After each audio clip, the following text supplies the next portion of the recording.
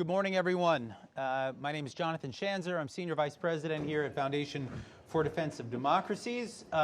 We are here today for a discussion titled Elections in Lebanon and Iraq, Understanding the Results and Implications for U.S. Policy.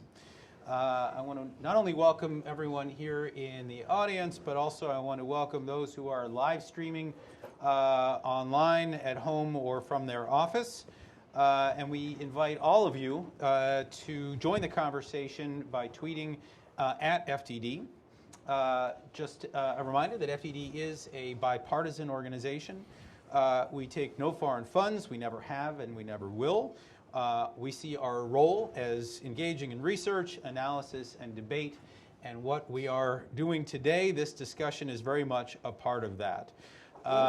I want to ask all of you now, if you would, to just please turn off your cell phones or at least put them on vibrate so we're not interrupted. I also just want to welcome briefly those from the media and from the diplomatic corps who are with us today. So let me get right into the introductions and we'll jump into our discussion. First, I'd like to welcome Tony Badran, who has come to us all the way from New York. Tony is a research fellow here at FDD, and he focuses primarily on Syria and Lebanon. He's also a must-follow on Twitter, I must say. Also, I'd like to welcome Haneen Khadar. She is a Friedman Visiting Fellow at the Washington Institute for Near East Policy, former managing editor of Now Lebanon, and a recovering Lebanese gangster, if I may call you that. You like that, huh? I like that. Okay, and also it is my honor to welcome here on our stage today Ambassador Zalmay Khalilzad, former U.S. Ambassador to Iraq, Afghanistan, and the United Nations, and now President and CEO of Griffin Partners. Is that the proper pronunciation? Yes. It is. Okay, excellent. You. Yes. Well, welcome all. We are here amidst what I would only describe as May madness. We've all heard of March Madness. We've had a mad May when we think about everything that has happened, the president's announcement on withdraw from the Iran nuclear deal, Secretary Pompeo's speech yesterday, which we'll get to briefly. We had the elections in Lebanon on May 6th. We had the elections in Iraq on May 12th. There's a lot going on. We want to unpack, if we can, briefly today the elections in both countries, and then from there maybe broaden out and explain what the heck is going on across the board. So let's start. We'll just go down the line. Tony, we'll start with you. Tell us a little bit about what happened in the Lebanese elections. It is being broadly described as a victory for Hezbollah. There are those who would dispute that. I have been accused of not understanding the nuances of parliamentary systems when describing this, but I think this is broad agreement at this point that Hezbollah has walked away with more power than it had before, and that has grave implications for Lebanon. Explain. Right. Thanks everybody for coming. I would agree. The first thing is we have to understand Hezbollah's power in Lebanon is not just measured by its parliamentary seat. It's a lot bigger than that. And even so, there's its power insofar as it is an armed organization.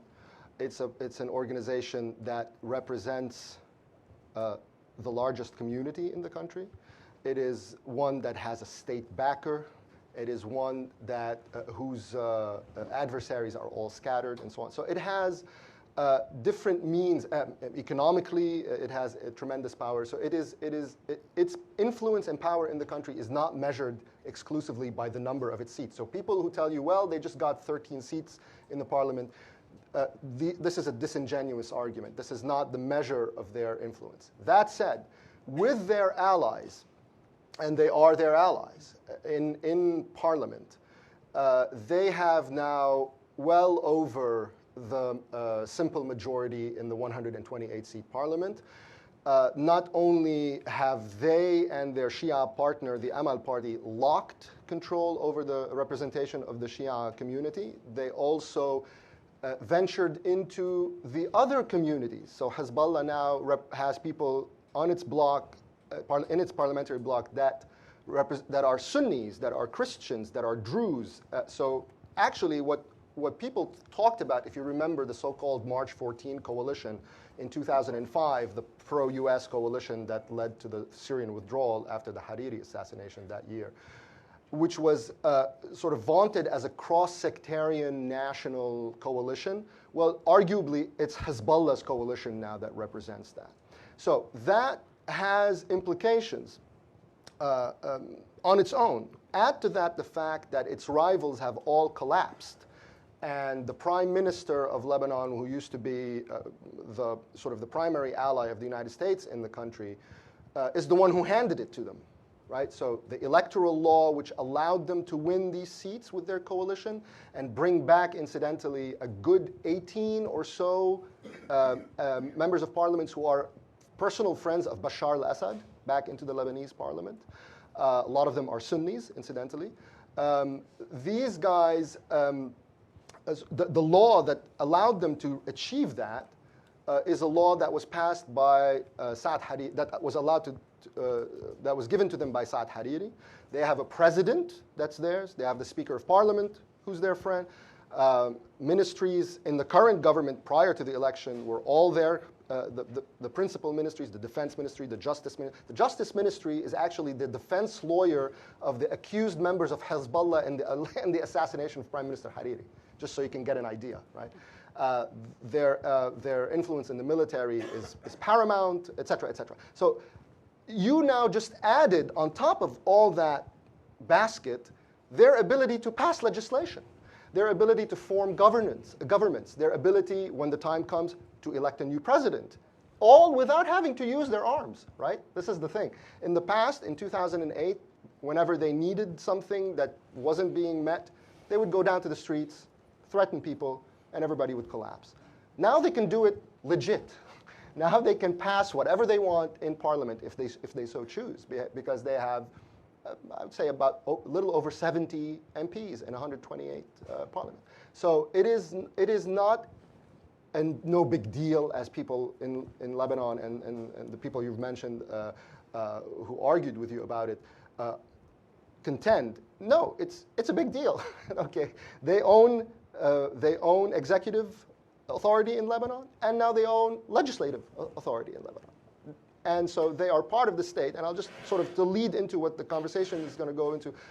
This should give the United States pause, because when now you have this terrorist, U.S. designated terrorist group that is not just part of a government and its state institutions, it is the dominant player in the government, in the parliament, and in the state institutions.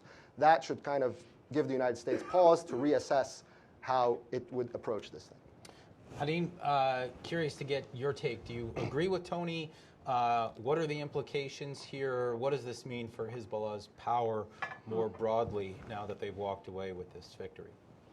Definitely, I agree with Tony. Hezbollah, I've wrote about this as well. Hezbollah won Lebanon today. Iran won Lebanon.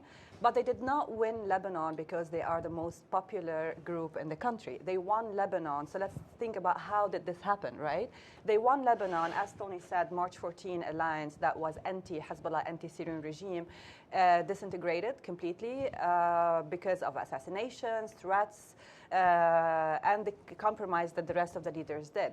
But also they won because there was no alternative for the people. A lot of civil society figures were candidates, they lost.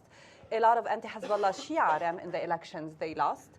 There was a lot of people expected that this time, this elections, because of the new law, because of proportional representations, that the civil society and the small and anti-Hezbollah figures will have a chance to win, the new blood that is coming to the parliament. Everybody was talking about the new blood coming to the parliament. That's why a lot of people were celebrating this proportional law. But everybody lost. So the civil society and anti-Hezbollah camp lost. Mainly, in my opinion, they lost because they did not really present an alternative that could provide Why Hezbollah is strong? Hezbollah got most of the Shia, locked the Shia seats, not because all of the Shia voted for Hezbollah, right? 49% of the Shia voted, and that's how Hezbollah won. The rest of the Shia did not vote for the alternative, but did not vote at all because the alternative did not present the economic project that Hezbollah presents. Today, Hezbollah is no longer resistance for the Shia. This is gone. Hezbollah built its popular support today on three pillars, right? Since 1982 until today, there have been three strong pillars that brought Hezbollah its popular support in the Lebanese community in general, but also mainly within the Shia community. One is the resistance against Israel. Two is the social services, including education and hospitals. And three is the Shia identity that is linked to the Shia collective history and collective memory, to Karbala battle. Long story. Today, the resistance is on hold. Hezbollah is not doing any kind of resistance, although they've been attacked by Israel repeatedly in Syria. They have been humiliated by the Shia community for not doing anything about it. Two, the social services has shrunk because of the wars in the region. Their budget did not decrease. Their budget actually shifted from half social services military to 80 to 90% military, and only the social services today cater for only the Shia, the fighters community, not even the Hezbollah's community or the Shia community. So today, the social services also has been sacrificed. The only thing that actually lasted today is the Shia identity. It's been heightened, and Hezbollah used the Shia identity in its rhetoric during the elections and told the Shia that you're not only voting for us as a resistance or protectors, you or providers, you are providing. We're no longer providers, we're no longer liberators, but we are the protectors of the Shia in the region. So Hezbollah came today to the Shia community and said, because you are Shia, you have to vote for us. And the Shia who voted because they are Shia, and that's it, not as Lebanese citizens. And the alternative did not really provide the economic project that Hezbollah today lacks. So when Hezbollah today is weak in terms of as a provider, we need to compete with them in this dimension. So the alternative that is going to present itself today as an alternative to Hezbollah, the first thing they have to think about is an economic project, because this is where you have to compete with Hezbollah today. And they did not. That's how they lost.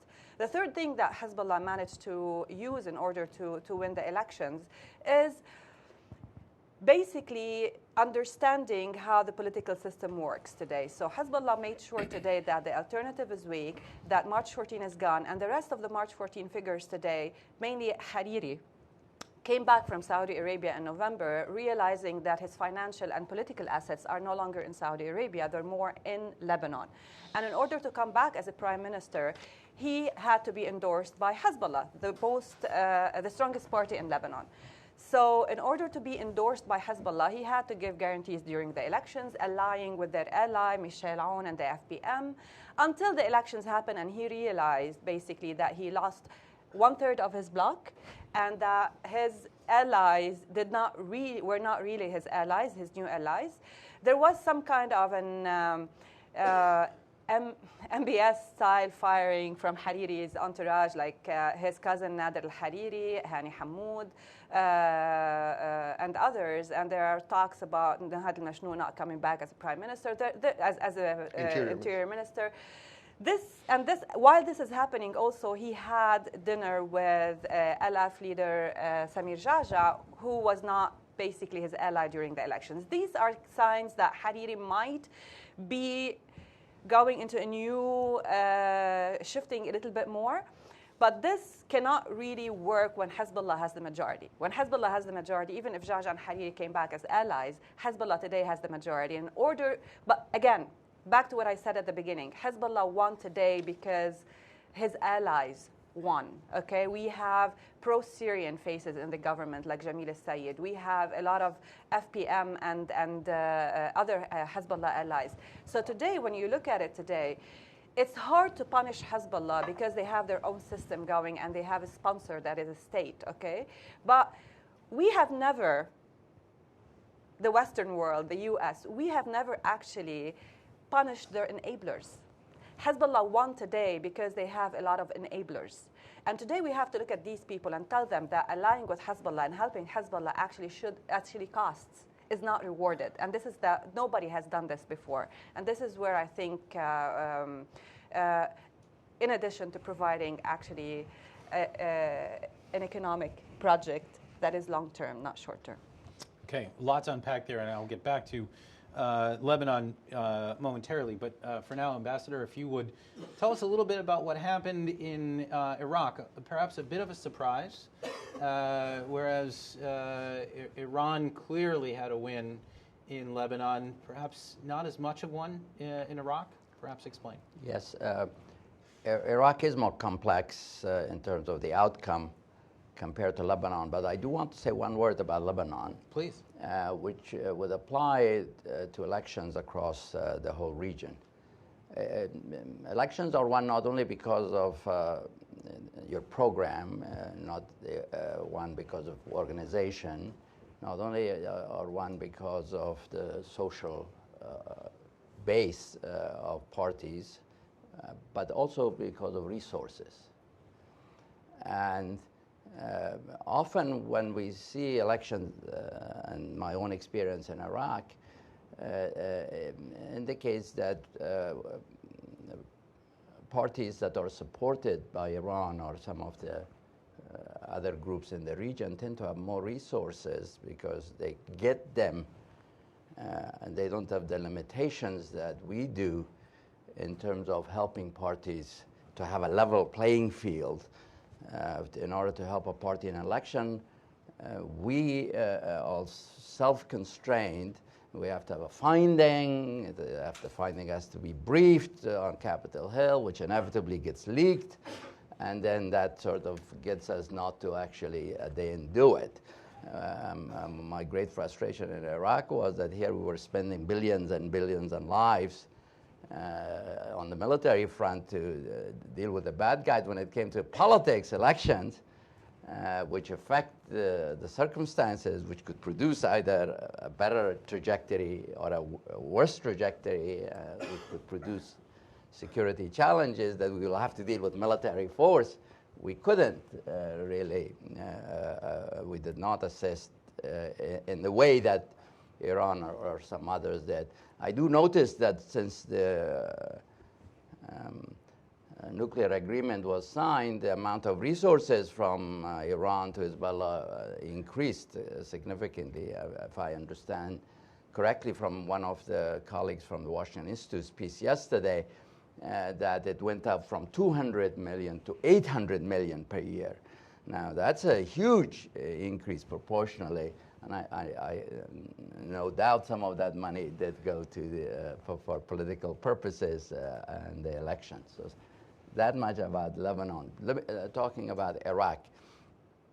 And I have to say we need to think about this, our own kind of role in democracy promotion in a strategic way across the board, not only to support civil societies, but how we support parties and elections, level playing field, and all of that. With regard to Iraq, there was a surprise. A surprise was that Muqtada al-Sadr and his alliance with communists and liberals with a reform agenda, also with an agenda that talked about Iraqi independence, Iraqi nationalism, equidistance from Iran or balanced relations between Iran and others, with an evolved attitude towards the United States, evolved compared to the 2003 and 4, didn't get the majority, but got the largest number of seats compared to others. A surprise also that the Prime Minister,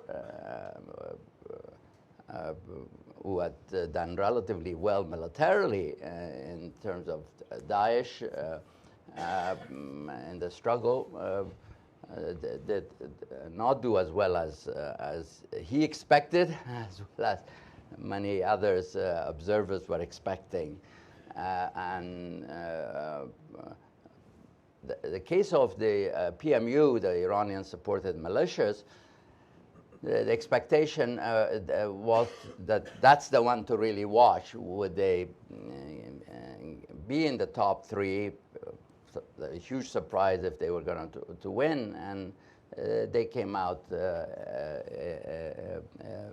in the second place.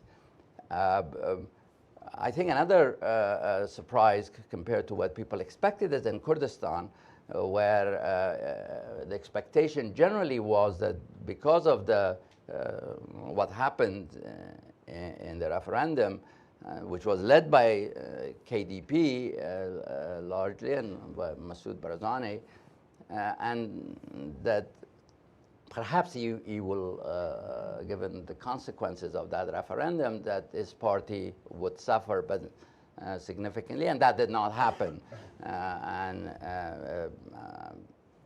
I would say that the KDP won the election in Kurdistan. So, although there are a number of other parties, but KDP did not suffer. Now, the interesting part of Iraqi politics begins, which is, as we all know, it's a parliamentary system, and the constitution requires almost consensus for a lot of major decisions to be made,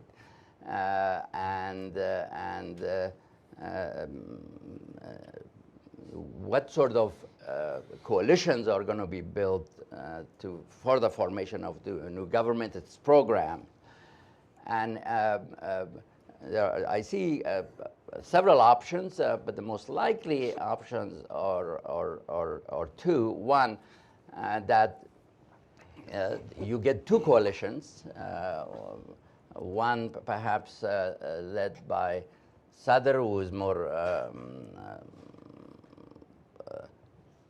shall we say, not the favorite of Iran at this point, perhaps with Abadi and with Hakim and some Kurds forming, and some Sunnis, because Abadi did surprisingly well among the Sunnis, which is, in my judgment, a positive development, moving towards transcending sectarianism to a degree. One shouldn't exaggerate that, but it's an evolution, and that is positive in my judgment. And the other is perhaps a kind of a PMU-led coalition with some of the Kurdish parties and some of the other Islamist parties. That's one sort of way it could evolve. The alternative is a sort of a national unity kind of government in which everyone, to a degree that is a significant player, comes back into government. It will be more of the same in sort of recent Iraqi politics. I do think that the relationship between us and Iran is going to play a role in which way this evolves. We will, I'm sure, get into that in greater detail. Usually, at the end of the day, somehow, directly or indirectly, we've come to an understanding with Iran in the past about the choice of the prime minister and how broad the government base would be. This time, it's unclear in the current circumstance. It's likely that that will be less likely, and therefore, one implication would be that and we may push some parties for a particular kind of government that perhaps precludes the participation of PMU. And Iran, on the other hand, was likely to insist on PMU perhaps playing a central role, and that could lead to a protracted period of negotiations and therefore the government not being formed. But so That's a kind of an overview of the election and where we are. Well, let's talk about the PMUs for a minute. I mean, and Hezbollah for that matter. So we had this remarkable speech yesterday by Secretary of State Pompeo. He comes out and effectively declares war on Iran's proxies in the region. And as it turns out, in the discussion that we're having, Iran's proxies are going to play a significant role, either the kingmaker or the number 2 on the list in terms of winners from the Iraq election. What does this mean about America's ability to help guide the process in each of these places? And what does it mean about our ability to, I mean, can we wage war against, let's call them quasi-legitimate or what have been legitimized actors in both of these territories? I mean, Tony, why don't you start? I mean, what are the options here when we're going to crush Hezbollah, right? Using the words of Pompeo, and yet they are also now the leading political actor in Lebanon. Right. I mean, we'll have to wait and see actually what that actually means when he says we're going to, I mean, if it's going to be a military thing, if it's going to be a financial thing, we're not quite sure. In the context of the speech, it was in the context of the Department of Defense, which suggests that he was going to have consultation with the Department of Defense, so it suggests potential military action, but it's unclear as to what that is. But the broader question is to my mind, 2 things. U.S. policy in Iraq and in Lebanon and in the region more broadly has been underpinned by 2 interrelated things. One is the war on terror, and the number 2 thing is something related to that. It's state building, right? This is how we understand what we want to do in Lebanon. We want to strengthen state institutions. To a certain degree, we want to do the same thing in Iraq as well. So the idea, the premise behind this is that the state and these so-called non-state actors like Hezbollah, the PMU, which by the way, they're not non-state actors, but that's a separate issue, somehow that the state is like kryptonite to these non-state actors. You know, they come near the state and they recoil in fear and trembling. It's not the case. These guys enter the state. They are very comfortable in the state. They use, by the way, this is another thing about Hezbollah, the idea that they use social services outside the state. Yes, but they use the social services of the state. They derive money from the state, and that's how they dispense patronage and they dispense services and so on and so forth. The idea, therefore, of the fundamental premise of U.S. policy of strengthening the state in order to counter these guys' influence is flawed at its core. Doesn't work. The problem is the second issue, which is the war on terror. Because how do we fight the war on terror, meaning, ISIS? This is specifically Iraq, because it doesn't exist in Lebanon. I mean, I know the Pentagon wants to make the LAF into a partner in the campaign against ISIS, but it's a joke. I mean, there is no ISIS in Lebanon, that there's a campaign going on for the LAF to be a partner in any meaningful way. But in the Iraq context, obviously that was ground zero for this. How do we fight these guys in Iraq?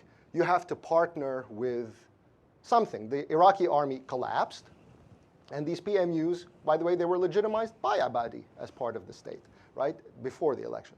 So we have a problem. If we want a local partner to fight these groups, you have to partner with what the ambassador was saying. You have to reach an understanding with Iran. Previous administration made that the foundation of its Middle Eastern policy. We are going to partner with the Iranians across the board. This administration is saying, nope, not going to happen. How is this going to now play out is the key question. Financially, militarily, there hasn't been any talk about, let's say, hitting Hezbollah by the United States. The Israelis is a separate matter in Lebanon.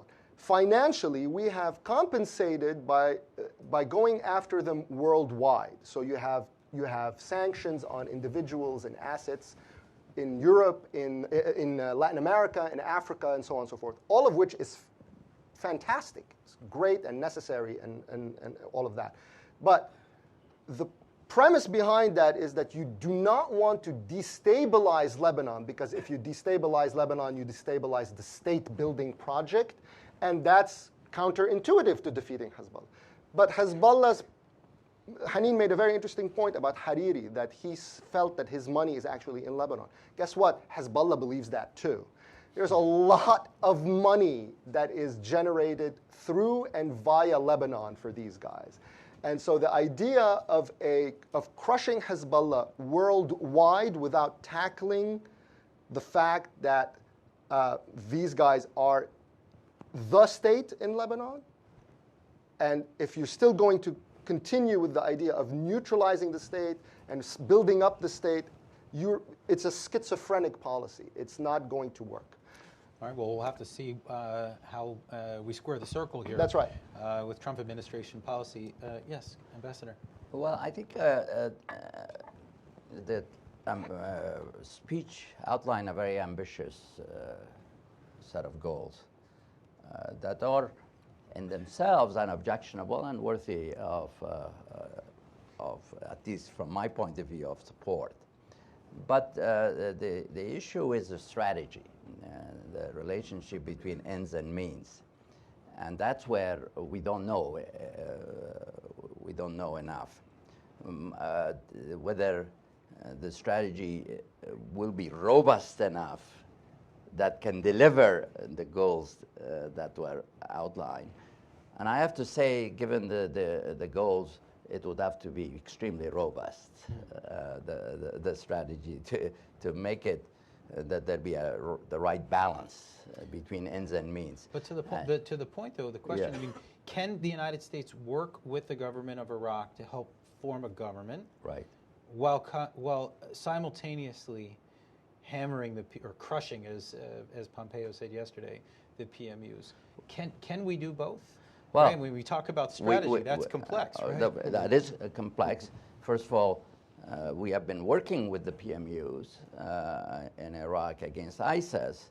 Now, one could say that was because of necessity. I think the other day the New York Times had a long piece about how we did that. And we should, of course, the first step would be to stop that if we're actually providing assistance. Second would be,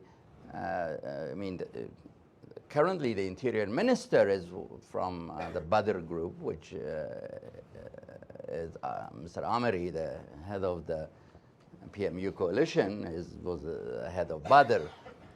So the question is, we have had these PMUs types figures under a different hat, PMUs or post-ISIS as a name, but as parties affiliated, as a militias even. Badr was a militia associated with Iran for many years. And the question is, will we insist on precluding them from the government? And I think it's also an interesting question of whether they changed. I mean, whether that's... They've evolved, Yeah. like Muqtada has evolved. The peace said that they have evolved. They are willing now to work with the United States. But I believe that there is no question when it comes to Iran versus the U.S., while many Shias would like to have good relations with both, the PMU, there are different groups in it, but even the dominant one, the loyalty is more with Iran, since they, it's a historic relationship. They receive more financial resources and other support from Iran than they do from the United States. So this would be we will have to prioritize. How do we go at this? What comes first? In the longer term, you may want to achieve all of the whatever 12 or 13 points that the secretary had. How do you prioritize? And my sense is that we will face this challenge immediately in Iraq with regard to government formation. What's our role? Are we going to support strongly and use all our influence and our relationship that are not that strong, even with some of our traditional allies, such as the Kurds, because of our reaction to the referendum? So I do worry that there may be a gap between our aspirations and the means with which we would we would seek to achieve those. I think you're not alone in worrying about that. Haneen, before we go to Q&A, I wanted to just ask you one quick question. So a lot of people are saying that the results of these two elections, they created some awkwardness with here in the United States. We're looking at I don't even know if we can call him a former enemy, but certainly a thorn in the side of the United States during the Iraq War, with al-Sadr now winning, and then you have obviously Hezbollah. So it was awkward for the United States, but it was also awkward for the Saudis.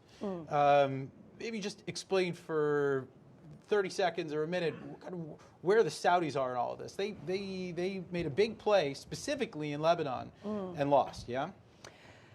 Yeah, they lost. They bet it on March 14. March 14 delivered in some ways and did not in other ways. But the problem that today the priorities of the Saudis has shifted completely. When you talk to Saudi officials, they tell you that their priority is Gulf security. Gulf security first, to a second degree Iraq and maybe Syria, to a third degree Lebanon. Lebanon is really not their priority today. They can help without really investing so much in terms of resources and effort. That's what happened when they asked Hariri to resign, and that's what happened today when, after the elections, they kind of advised Hariri also to do some shuffling within his movement. But this is not costing the Saudis a lot. Their interest in Lebanon is still there. They still want to see a better Lebanon. They still want to bring a political balance to Lebanon in terms of someone who can actually counter Hezbollah in Lebanon. But I don't think they're ready yet today to invest so much in Lebanon before they see something more substantial. This is, I think, where the Saudis are, and rightly so. Their priority, as I said, is more Gulf security today than Hezbollah. Are they any more secure in the Gulf when you look at what happened with Iraq? 10 seconds on that, I have to say that even dating back to the time when I was in Iraq, the Saudis and Emiratis and Jordanians and even some Turks thought Muqtada was the one that one should be more open to working with, because they regarded him as more of an Arab, more of an Iraqi nationalist than some of the other Shia parties that they were more hostile towards. And who knows whether Muqtada received help in the election from Saudis and others, because prior to the election he did go on a pilgrimage to Saudi Arabia and some of the other states. So I would say that in Iraq it may look a little more positive from the Saudi perspective with Muqtada's rise, which they regard more positive. Yeah. Even with PMUs as the number two? Well, the PMUs they would regard very negative, but I think they would have the same dilemma on the PMUs as we do. But they would perhaps prefer a coalition government that excludes PMUs, and that's where I think the fault line in government formation would be between us and the Gulf countries with us and Iran, and Ayatollah Sistani's role would be very critical. What is he going to do? He has so far said he's going to stay out of this, but he wouldn't be able to ultimately stay out because he will come under a lot of pressure, and he would, whichever he goes, would have a significant impact on Shia politics and as to whether to keep PMU out or not of the next government. Okay, I want to open up the floor to some questions. We're going to have a microphone that circulates, so when you get the microphone, please state your name, your affiliation, and try to keep your question in the form of a brief question. Firas. Thank you so much, Firas Muqtada of Arabia Foundation. I was delighted to hear all the analysis today. Thank you for that. I agree with the broad strokes of what Haneen and Tony said. As you all know, I was in Beirut for the elections, spoke to a lot of people on the ground. And yeah, one cannot disagree that Hezbollah today emerged better off after the elections than it was previous to the elections. But I think it's also important to recognize that the real inflection point in Lebanon wasn't this election. The real inflection point came in 2008 when Hezbollah used its weapons against the March 14th coalition. We saw the March 14th coalition capitulate. We saw elements of the March 14th coalition break apart from it, primarily Druze leader Walid Jumblat. And then that began the journey of Hezbollah's victory. Hezbollah has been the de facto power in Lebanon since then.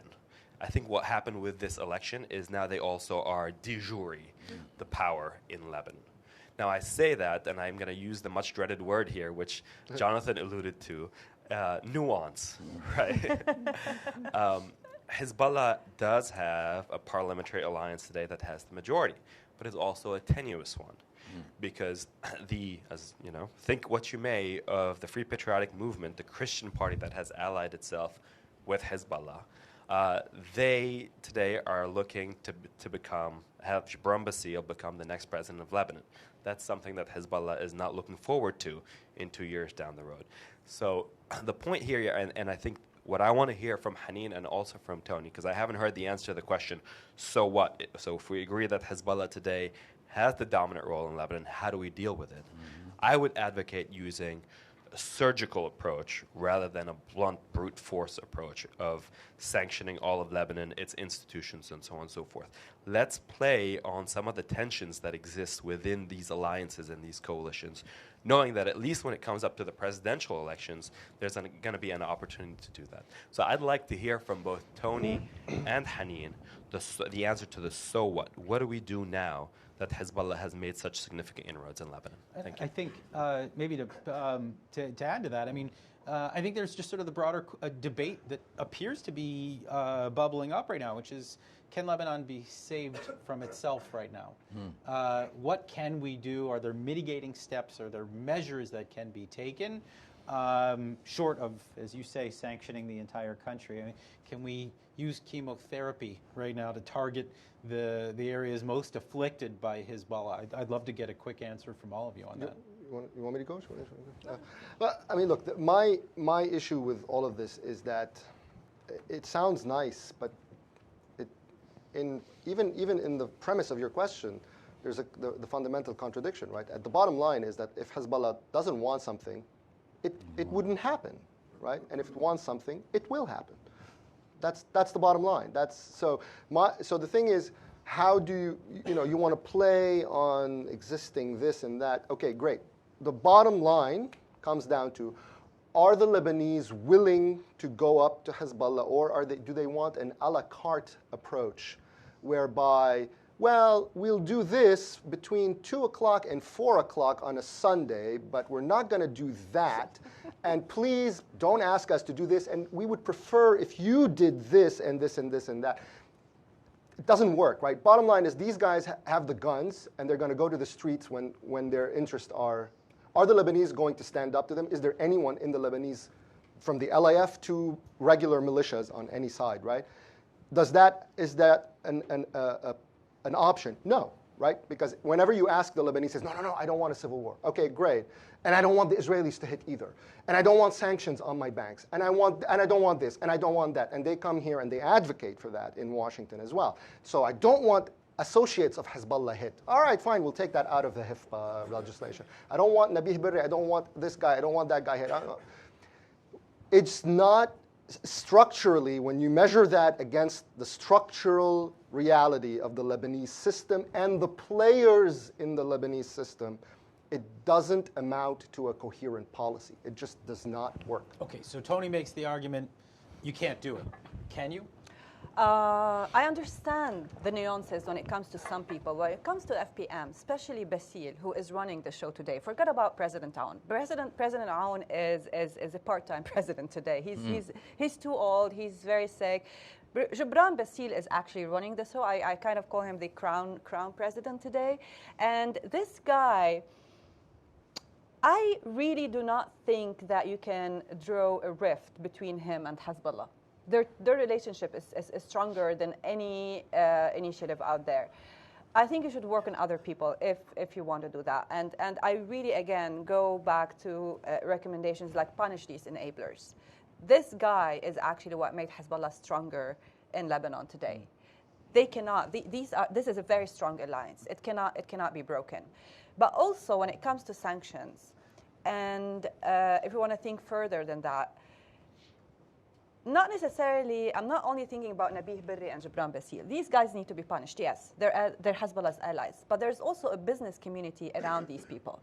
And this business community is the most important community in terms of economic wars. If you think sanctions, think about corrupt politicians, but also think about the business community. When Hifpa 1 came out, I remember the business community around Hezbollah and Amal, the Shia businessmen who are not necessarily politically affiliated with them, but who are considered their business community, not the Hezbollah community. There are a lot of communities in the Shia community, but this one per se, we're actually ready to jump ship.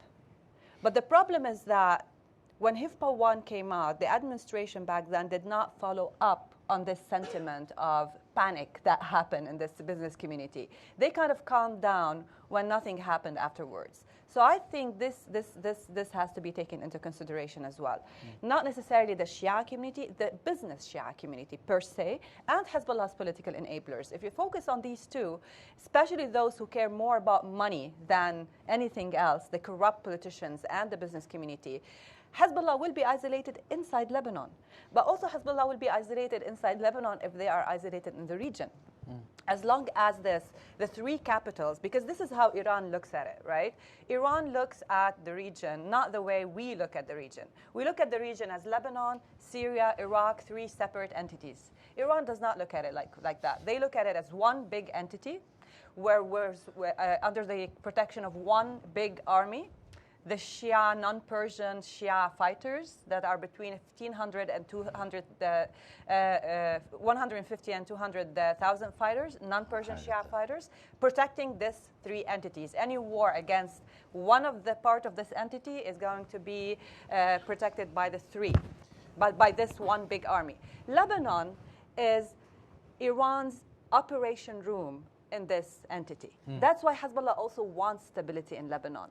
That's why financial stability is very important in Lebanon. So we need to think about it like that. It's one of the reasons why I think the Israelis, when you hear them talk about Lebanon, the idea of preserving stability, they think ultimately preserves the status quo where Hezbollah continues to grow in strength and power.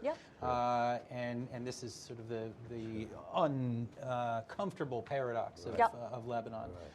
Ambassador, do you have a quick? I want to make sure we get to other questions. Sure. But, well, the key issue, I mean, in the immediate future, politically, I don't know whether a lot can be done given their preeminent position of Hezbollah. But strategically, in order to weaken Hezbollah, we have to weaken Iran. And so that the Iranian, for example, if the sanctions do succeed, the new sanctions that the Secretary said, like Iran has never seen before, we'll see. There will be less resources than going to Hezbollah. If we evolve our Syria policy in which to really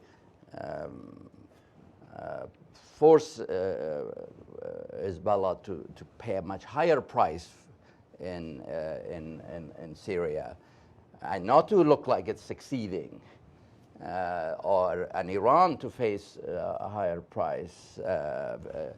If we do a proper what we did in this with regard to the Soviets seriously in the case of Iran, to overextend them because in each of the countries where they're successful right now, they look successful, they have huge vulnerabilities. And the question is, do we have the proper objective? Do we have the proper strategy? Do we have the plans? Do we have the patience to work it? and also the political tools, which it looks like we're definitely lacking. We're lacking to develop the tools. And Iran is in serious trouble, in my view, internally. It has mismanaged its economy. Its politics is going the wrong way. I would dare say it could be Iran will has every potential to become more unstable and perhaps face an enormous domestic challenge. Potentially the challenge, if not change of regime, but change within regime of Iran. But to achieve to play the role that of assisting requires more than just wish list, but a kind of a real serious effort. And I think we've done it in the past when we have been serious, and there is no reason why we can't do it again. Okay, other questions from the audience? Yes, actually, right here, please. Hello, thank you very much for a very interesting discussion. I'm Bayan Sami Abdurrahman. I'm from the Kurdistan Regional Government. It seems that both Iraq and Lebanon had a low turnout. Mm-hmm. Right. What significance, if any, should we attach to that? Thank you. Well, and I will say with regard to Iraq that there is a degree of disillusionment with the political process because of the inability of the political system in the minds of many people that it hasn't delivered. That is unfortunately the case, that there is some degree of disillusionment that with regard to the population, that they can make a difference, that elections will matter. And I think certain groups were more able to mobilize their people. I think the candidates that were able to mobilize their people, like Muqtada, did well. The people who did not mobilize enough people in their support, I think Prime Minister Abadi did. I think his expectations of turnout was much higher. And of course, it's the portion of the vote that he would get, he was disappointed. Can I say something? Please, please. I think in Lebanon it's very simple. There are three reasons, in my opinion. One, the electoral law, which is a new law, did not really appeal to the people because for the Lebanese, they are used to a law where they can choose between the lists, make their own choices. This one presented the Lebanese with a very rigid list where you have to choose this list or that list. So like many lists, but you cannot take your own people. And there are weird alliances going on in Lebanon, so the people decided that it's not their game. Two, which is I think is more important, is it wasn't a political election.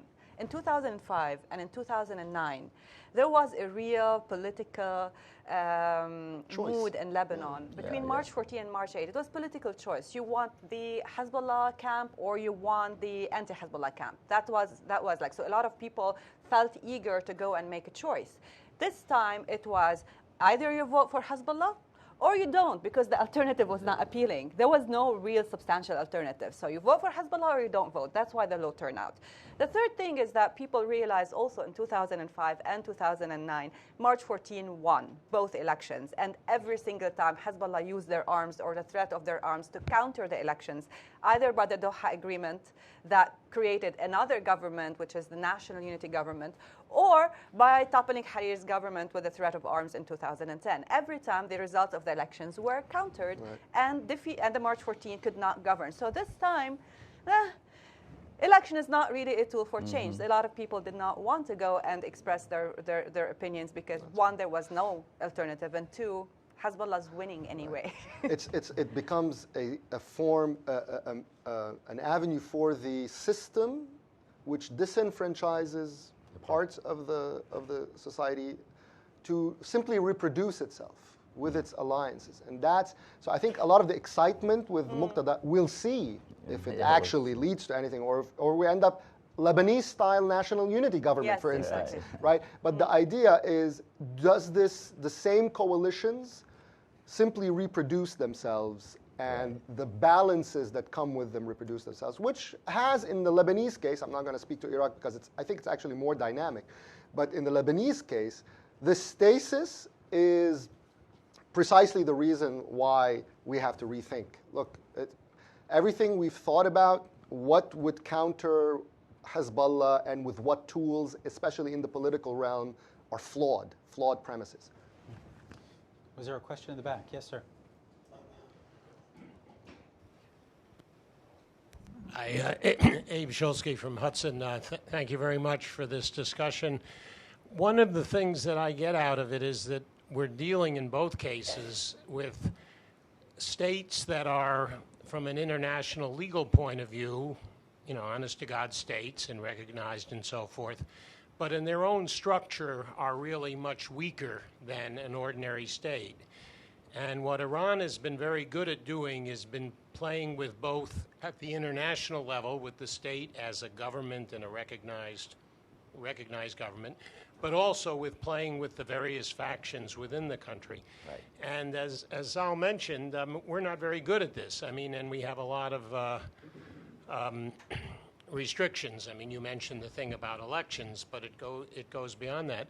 So I guess my question is, could you maybe to Zal more, because he's been in the position in U.S. government of trying to do this, what kind of changes do we have to make in our own system in order to be able to play in this game? I mean, when you think about the new embassy in the Green Zone in Iraq, and you say, okay, did these people actually get out and talk to the I mean, are they able even to play this game? We certainly didn't show much success or sophistication in playing it with the Kurds in the course of the referendum and so on. So I was just wondering if you could speculate a bit on what do we have to do internally if we really want to be in this game?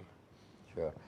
Well, thank you, Abe. I think first we need to fix if we are going to insist on elections as a way to resolve things politically, we need to insist on level playing fields and what flows from that, and get ourselves organized to do that.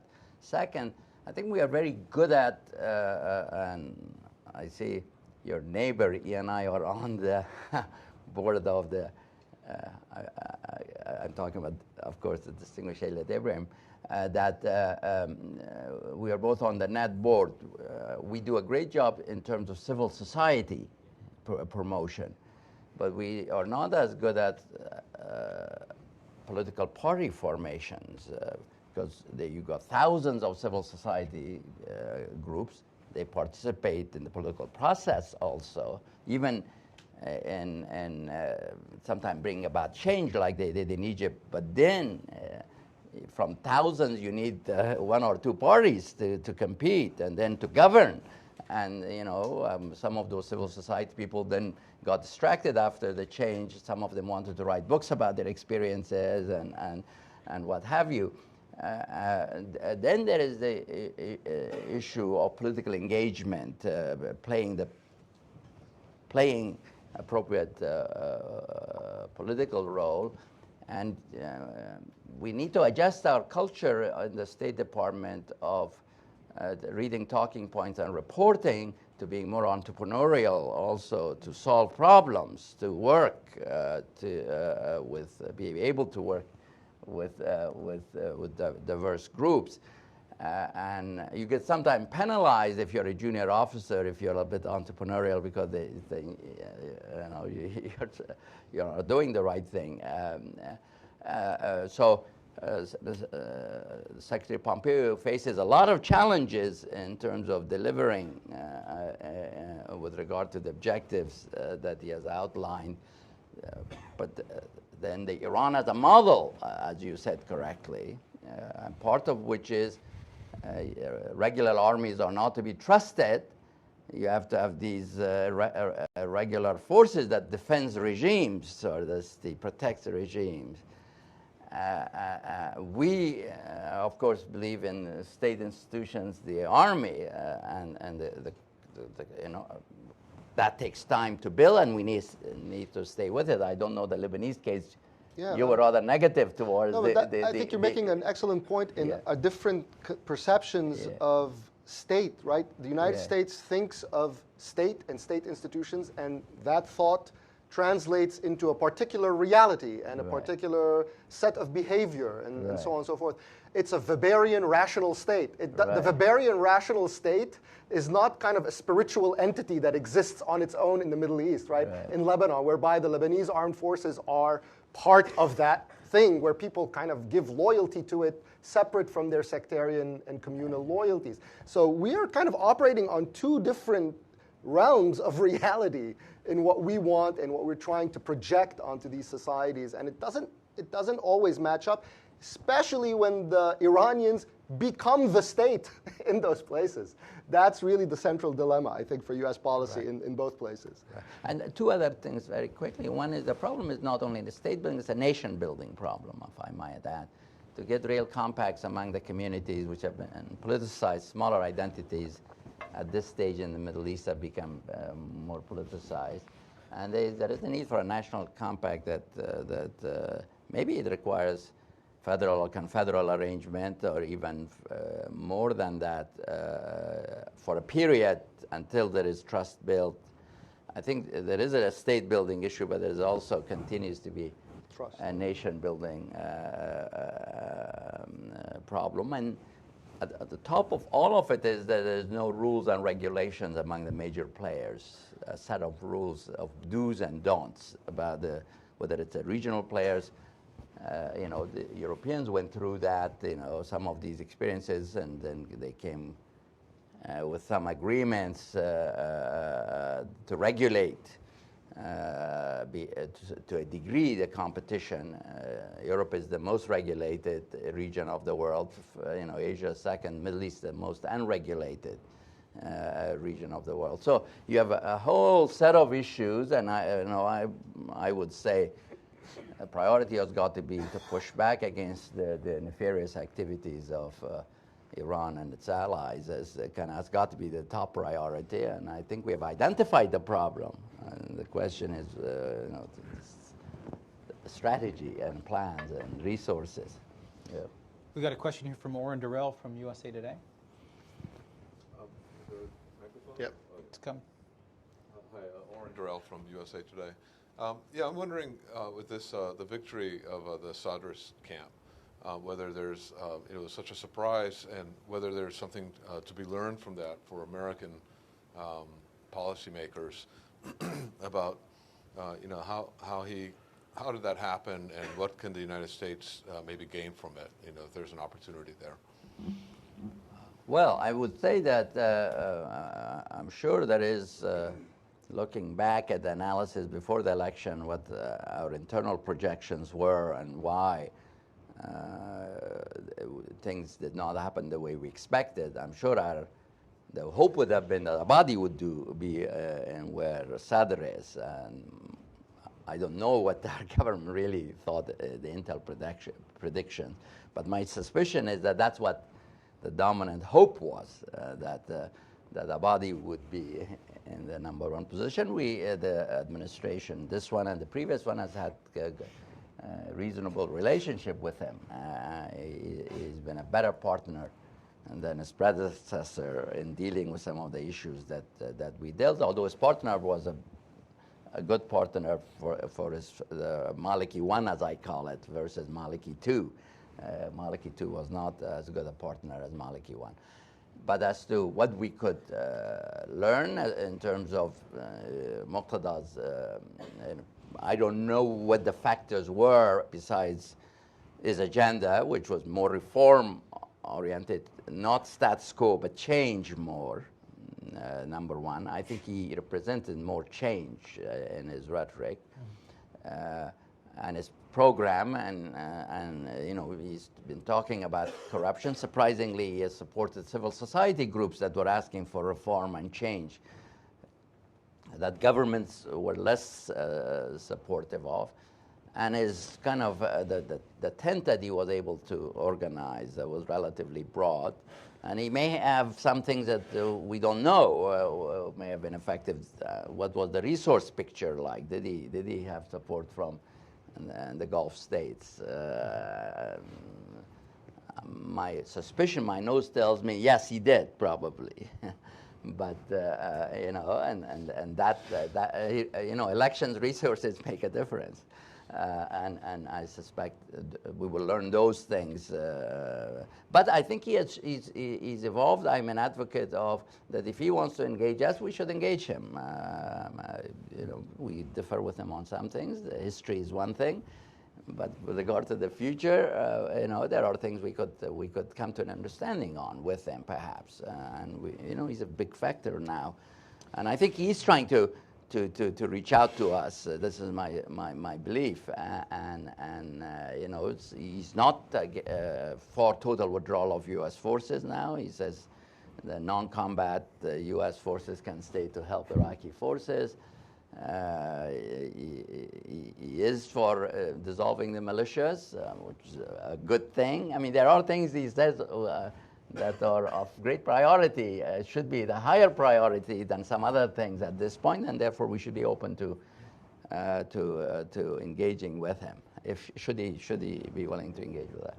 Interesting. So you think he maybe has changed some of his spots, so to speak. No. But what's interesting to me actually is that the platform and kind of the surprise reminds me a little bit of the 2006 elections that Hamas won. Right, fighting corruption, honest governance, right, sort of a history of antagonism. Obviously, very different in terms of final outcome. Right. But the hints of a similarity there. I mean, I've always believed, and Abe would appreciate, I believe, I've even invented a word called engagement. You know, with people that you don't 100% agree with, you have to have a combination of engagement and containment. Contain their bad side, engage their good side. They'll hope for to evolve them. So I think that compared to alternatives, compared to a PMU government, my sense is involvement, Sadr involvement in the government. Who knows who the prime minister will be? But that will be the most important decision, because in the Iraqi constitution, the PM is the commander-in-chief. Right. He has huge role in the government. So. Sadr isn't going to be the prime minister, just the kingmaker. He'll be a kingmaker. Yeah. He'll be a kingmaker. Although the government could be formed without him, but I don't think so. I want to get we have 2 minutes left, so please a quick question over there, and we'll have concluding remarks or responses. John, thank you. This is Bassam Barbendi from People Demand Change. My question for Haneen and Tony: do you think the public opinion in the Arab world or in our region, Syria, Lebanon, Iraq, they believe United States, they trust United States? After yesterday of beautiful speech of Mr. Pompeo, do you think the public opinion, they trust United States, they will be able to achieve the targets? Thank you. I mean, not to be too blunt about it, but I don't think it really matters that much for the United States. What matters for the United States is if it correctly identifies the national interest and puts in the proper tools to pursue it. This is something that, by the way, that people don't give credit to the previous administration. The previous administration had a very cohesive strategy or at least vision for the region. It was premised on partnering with the Iranians, and they pursued it across the board, and they built structures for it. So I mean, you have to give them. We disagree greatly with it, but you have to give them credit for it. Now, this administration has said no, we don't want this, but there's a lot of contradictions still that come from the previous administration, but also from even before that. Again, how are we going to approach fighting the war on terror when partners in places like Iraq are IRGC guys? How are we going to solve that conundrum? Right. You have to rethink the whole thing. How are we going?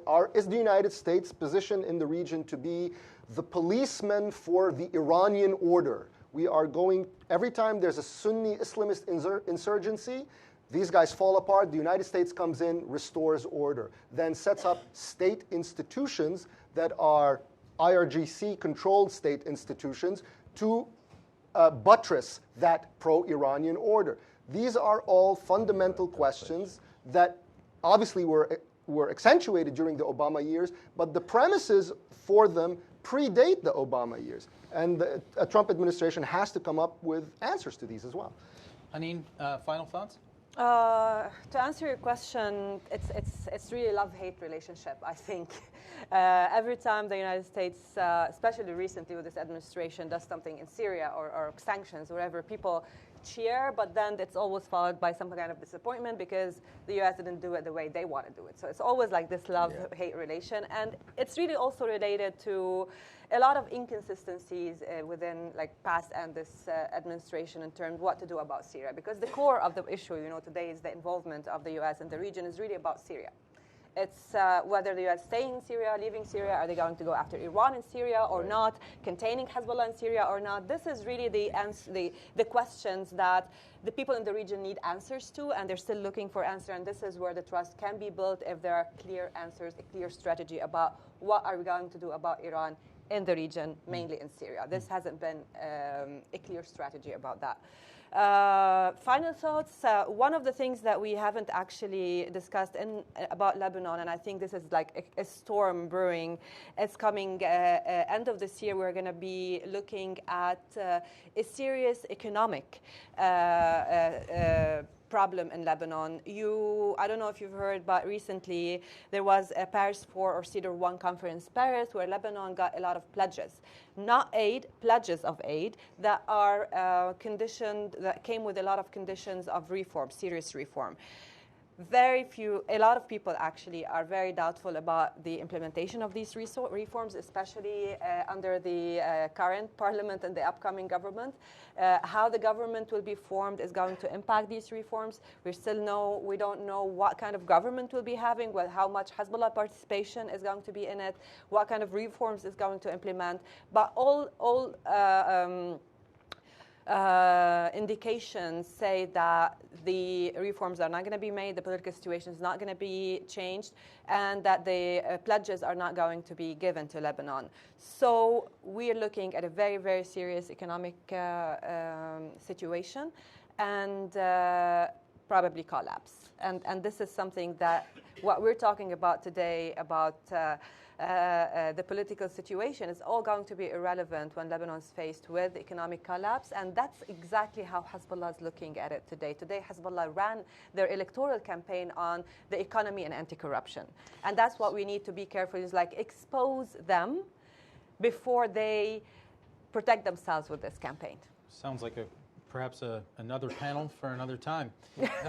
Zal, 30 seconds, last comments? I think the key question in my mind is being clear about our objectives and then having a strategy and plan to pursue it. I think we face big issues. I do believe we are going to go toward more economic pressure. That much is clear.